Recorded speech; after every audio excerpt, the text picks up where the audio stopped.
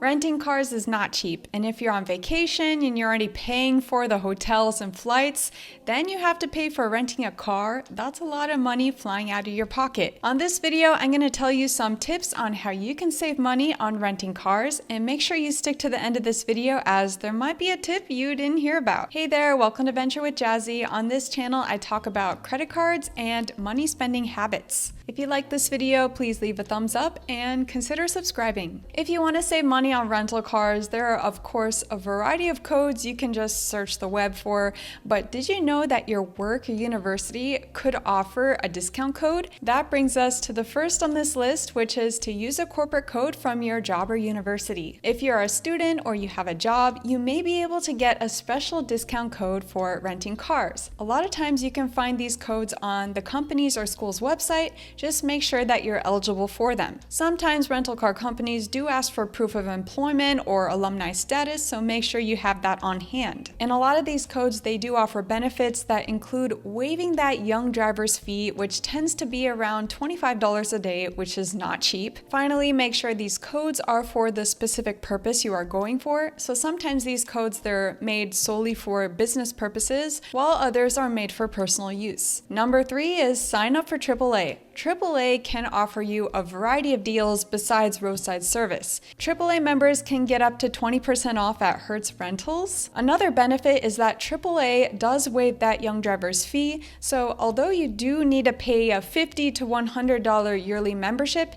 if you do plan on renting a car more than twice a year, I would say this is worthwhile. And though I'm not a AAA member, I have just experienced one of their benefits of getting that international driver's permit. My husband actually got the permit, and this permit allows you to drive in a variety of countries, and it lasts for a year. It was actually pretty easy to get the permit. All we had to do was pay $20, show up at the AAA office, and then provide 2 passport photos, and within 10 minutes we were able to get the permit. And we'll be using this permit to drive in Taiwan very soon. Number 3 is, if you're eligible, get USAA. If you are eligible to become a member to USAA, you can experience a lot of their benefits on their site of getting a variety of discounts. On USAA's portal, you can get 25% off of car rentals. And USAA does waive that young driver's fee. I am actually a member of USAA. And when I was 24 years old, I actually booked a car and I was able to get that fee waived, which saved me probably $200. It was really a lifesaver. Number 4 is get card perks and discounts. Some ways that you can get discounts include going on their portal and just looking and seeing at all the discounts they have. And other times you do need to activate a special offer that they have on their website. Then of course you have that ability to utilize credit card points. And oftentimes if you're able to get a really good cent per point value, then that can be a great way to utilize those points. And an extra perk that I'll mention on the topic of credit cards is that recently my husband got the VentureX credit card, and that one offers Hertz presidential status. And how this works is basically you get free upgrades every time you rent a car with Hertz, and you also get to add an additional driver at no extra cost. And one thing I found too is now we have elite status with Hertz, but a lot of these other rental car companies, they offer status match, and we were able to apply to Avis Preferred because they offer status match. So now we have more than one rental car company to choose from that will give us free upgrades. Number 5 is use a credit card that includes a damage waiver. If you ever rented a car, you know how costly damage waivers can be. That's like an added $10 to $20 a day in cost, and you just want to avoid all these extra fees in general. But one thing you can do is to get a credit card that offers a collision damage waiver, and there are actually a lot of credit cards that do offer this. But one thing to note is that there are actually 2 types of collision damage waivers that some of these credit cards offer. One is primary and another is secondary. Primary policies are better because they basically eliminate the need to file a claim with your personal car insurance, which sometimes if you get into a huge wreck, that could actually increase the monthly premium if you were to have to file with your personal car insurance. Primary policies are also more generous in terms of how much they cover when you get into an accident. On the other hand, secondary policies, they do have more limitations. So for instance, if you want to go abroad, they may not cover you. And also there could be a limitation in the amount of coverage if you were to get into an accident. So So make sure you check which type of policy your credit card offers. And my husband and I are currently holding 2 cards that offer primary coverage. One is the VentureX card and another is the Sapphire Preferred card. Primary coverage, it still has some limitations. So for example, it does not cover cars that are exotic, expensive, or are antiques. And although I probably wouldn't rent these types of cars, something that I do rent that I was surprised recently is that primary coverage does not cover Turo. That's because Turo is not considered a rental car company. It's considered a person-to-person car platform, car sharing platform. I have used my credit card thinking that it would cover Turo, but luckily I have not gotten into an accident, but now I know. Number 6 is if you're going international, see if there is a local rental car company. Sometimes you can book a car way cheaper than the traditional Hertz or Expedia websites, and I do have a recent example of this. So my husband and I were going to Taiwan and we do want to rent a car, so we were looking on Expedia and Hertz, and even though the cars, they weren't so expensive, we wanted to see if we could get a better deal.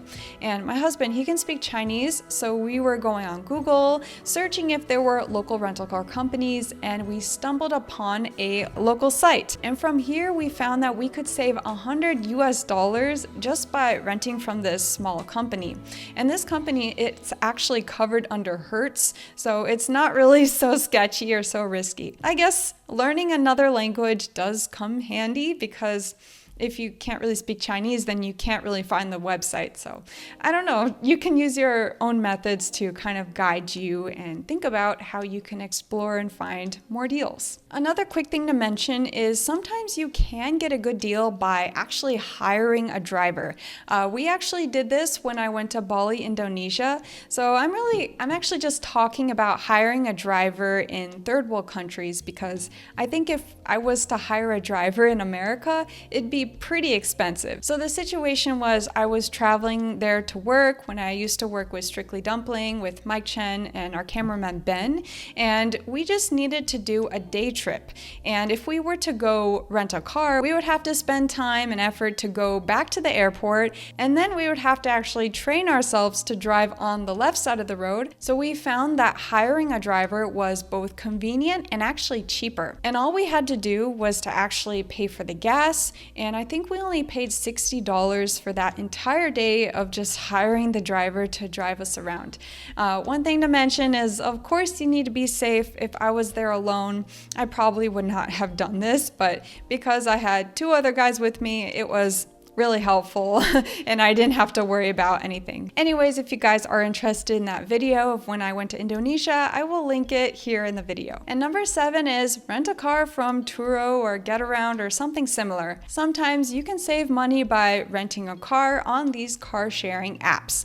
So there is Turo and Getaround that I've both experienced. I feel that Turo is a little bit more premium as Getaround seems to have a little bit of older cars, and I don't know, I just found the service to be a little bit better.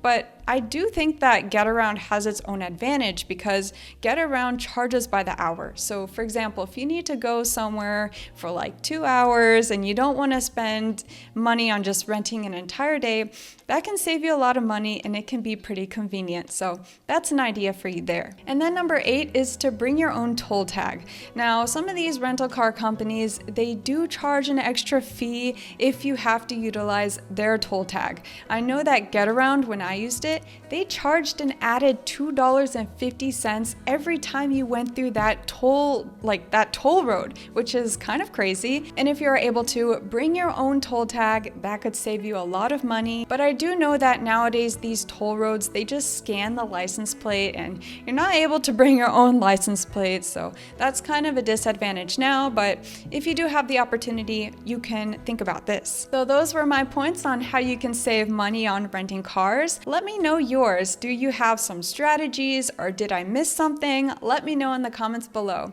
Anyway, if you like this video, please leave a thumbs up, consider subscribing, and I'll see you in another one. Bye bye.